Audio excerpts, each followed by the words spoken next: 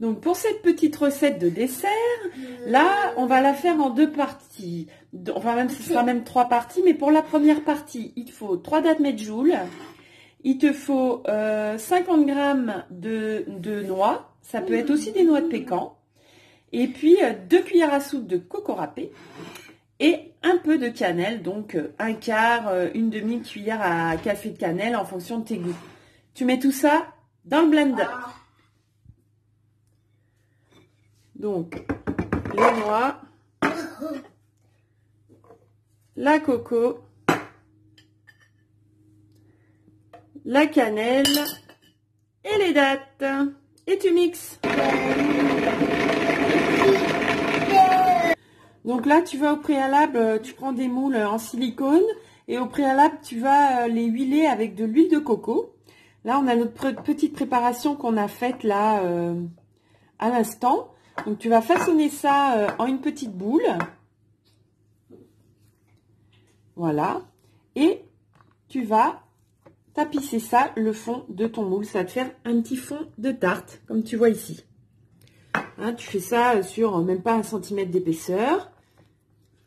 Et voilà. Et ensuite, on va laisser cette préparation-là poser pendant quelques temps pour le temps de faire la deuxième partie, c'est-à-dire la crème qui va aller dessus. Alors, pour la deuxième partie de cette recette, tu feras le jus d'un citron, une date medjool que tu feras tremper 5 minutes au préalable, des noix de cajou. Donc les noix de cajou, il faut 50 g de noix de cajou, pareil, que tu laisseras reposer dans l'eau 5 minutes au préalable, tout comme la date.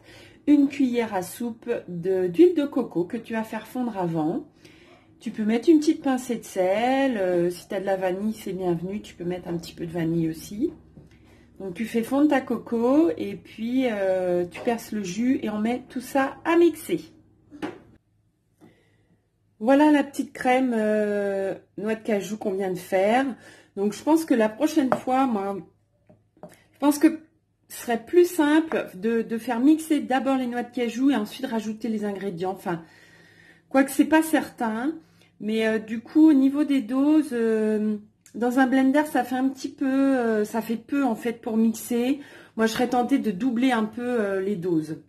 Ok, donc vous voyez un petit peu, à moins d'avoir un tout petit mixeur, quoi. Donc voilà, ça te fait une pâte franchement, mais qui est délicieuse. Et ben tu vas mettre ça sur la pâte qu'on a faite tout à l'heure. Hein. Tu vas rajouter ça, tu vas essayer de faire un truc un petit peu sympa.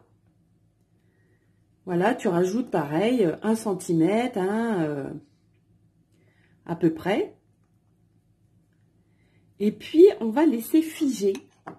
On va laisser figer tout ça pendant quelques heures au frigo, de manière à ce que ça durcisse et de manière ensuite à pouvoir le démouler. Et donc, il y aura une 3e partie de ce volet et je te dirai ça tout à l'heure quand on va démouler. À tout à l'heure. Voilà ce que tu vas obtenir au démoulage. Donc, tu vas avoir un petit dessert, 2 épaisseurs. Pour finaliser ce dessert, tu vas mettre un petit peu de coulis de fruits rouges. Soit du coulis que tu peux très bien faire toi-même d'ailleurs. Tu prends un petit peu de fruits rouges, même si c'est des fruits rouges congelés. Tu rajoutes un petit peu de jus de citron, tu mixes tout ça et tu auras un petit coulis de fruits rouges crus.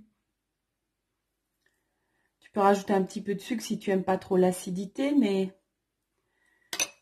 Et voilà, notre petit dessert est terminé. Regarde comme c'est beau, comme c'est bon. Ça, c'est un petit dessert digne d'un petit restaurant gastronomique, ça. Qu'est-ce que t'en penses? Alors, si tu veux épater tes amis, si tu veux faire pétiller ton palais, eh ben, essaye cette recette. C'est avec ce plaisir qu'on se retrouve bientôt pour de nouvelles aventures.